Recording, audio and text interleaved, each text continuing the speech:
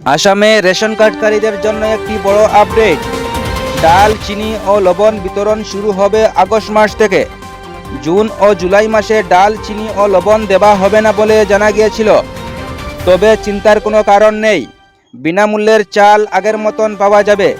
অসম সরকার জানিয়েছে, অন্তর্বর্তীকালীন বাজেটের কারণে এই প্রকল্প সাময়িকভাবে বন্ধ করা হয়েছিল। তবে আগামী আগস্ট থেকে আবারও ডাল, চিনি ও লবণ বিতরণ শুরু হতে পারে জানা গেছে। অসম সরকারের খাদ্য, গণবিতরণ আর গ্রাহক পরিক্রমা বিভাগ গুরুত্বপূর্ণ ঘোষণা করেছেন। বিধানসভা নির্বাচনের পর বর্তমানে রাজ্য অন্তর্বর্তীকালীন বাজেট কার্যকর থাকায় জুন ও জুলাই মাসের জন্য স্বল্পমূল্য মসুরি ডাল, চিনি ও লবণ বিতরণ সাময়িকভাবে স্থগিত করা হয়েছে। সরকার জানিয়েছে, নতুন সরকার আগামী জুলাই মাসে 2026-27 পূর্ণাঙ্গ বাজেটে পেশ করবেন। সেই বাজেট অনুমোদনের পর সেই আগস্ট মাস থেকে প্রকল্প আবারও আরম্ভ হবে বলে জানা গেছে।